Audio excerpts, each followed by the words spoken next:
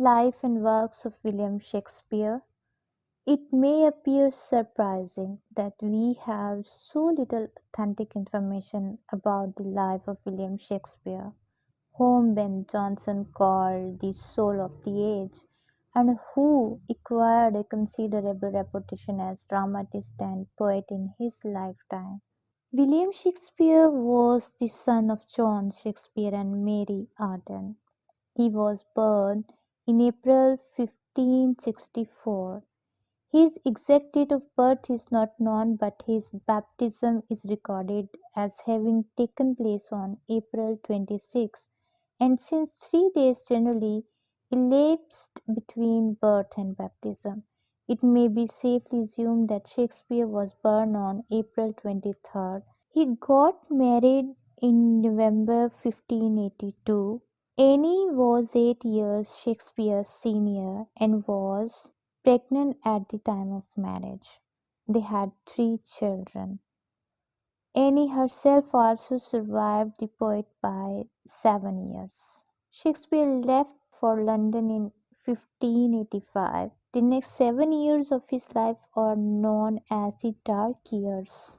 The death of Queen Elizabeth seems to have cast a gloom or added to some pre-existing unhappiness in the poet's life.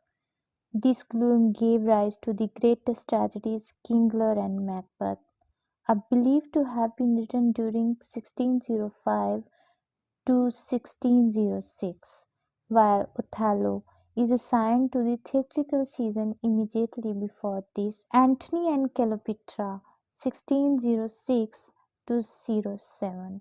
The Winter's Tale and The Tempest are written in a similar style and have similar peculiarities of language and versification.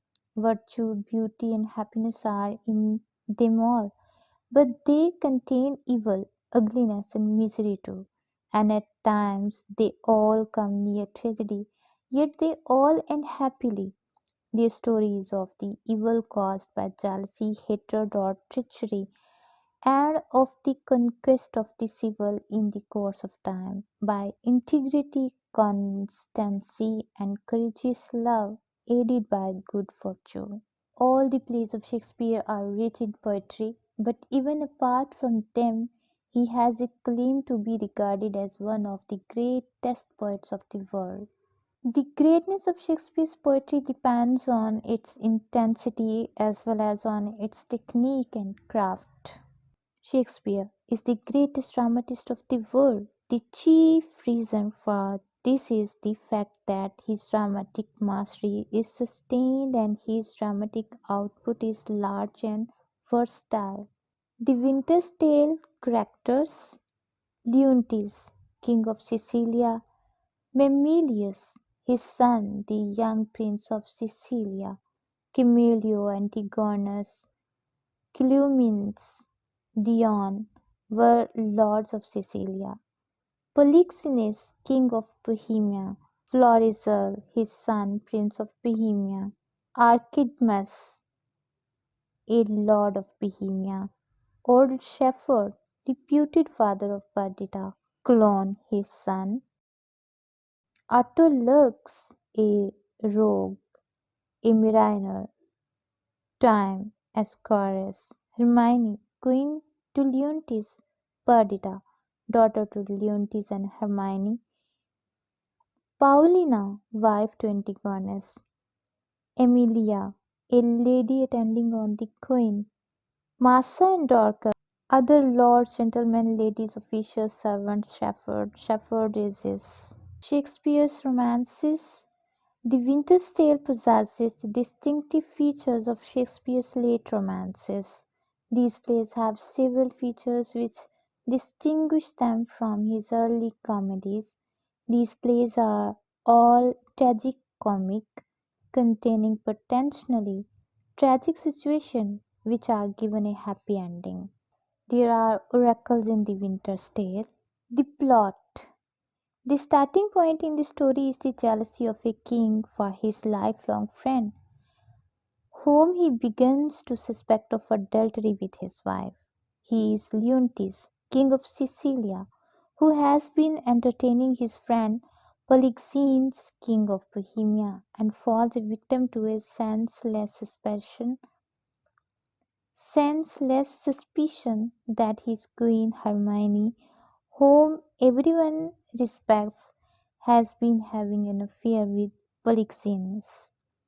One of his closest counselors is commissioned to murder Polixenes, but instead he informs Polixenes of the plot and hurries off with him back to his own country. Their flight, however, increases Leontes' suspicions, and Hermione is publicly accused and sent off to Gaul to await trial. Meanwhile, to justify himself, Leontes has sent messengers to consult the oracle of Apollo, but he is so sure of his judgment that he proceeds, without its dispensation, to act as if Hermione were guilty.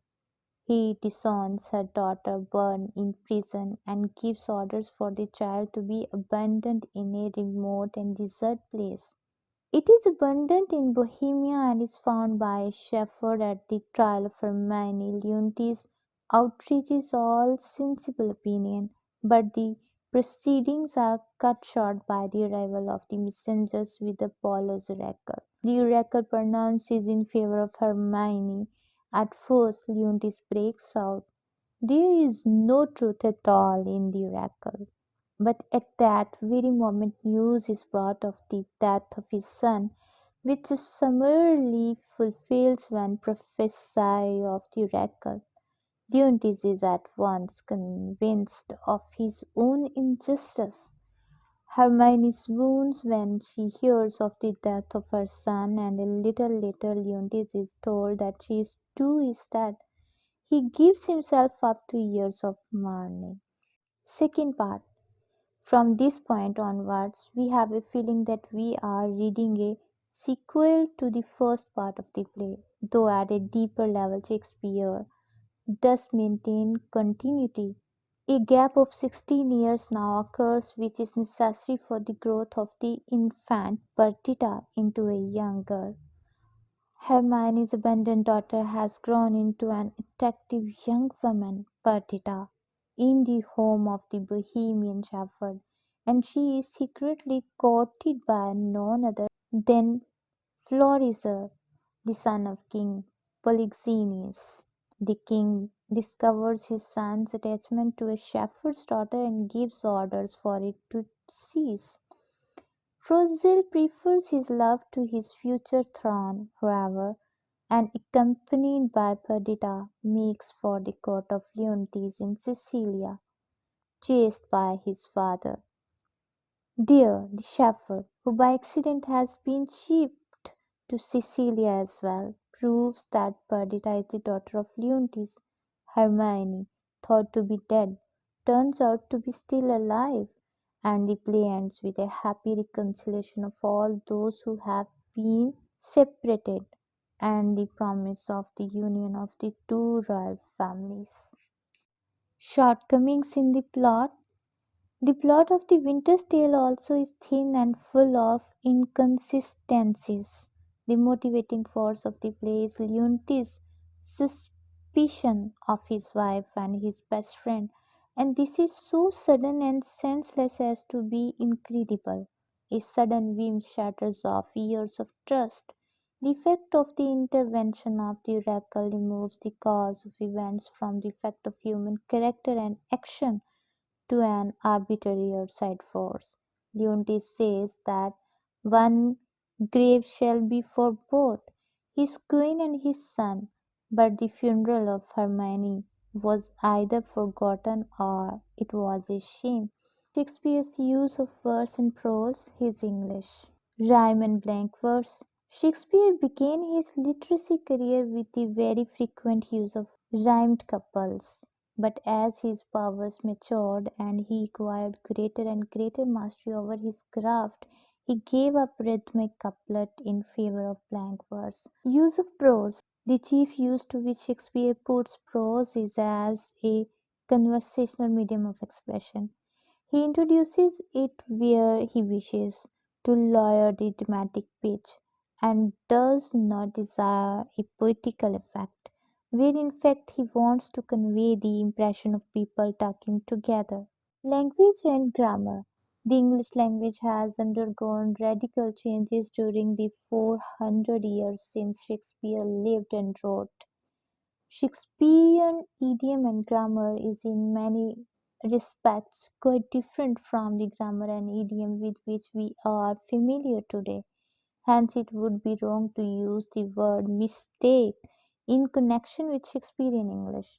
Do not speak of Shakespeare's mistakes. In most cases, the mistake will be yours, not his. Remember that things in his English which appear to use wrong are due to the following causes: the difference between Elizabethan and modern English, the difference between spoken and written English. Friends, overall, the story of this play, that is The Winter's Tale, is superb and awesome. And for detail, please keep watching my upcoming videos.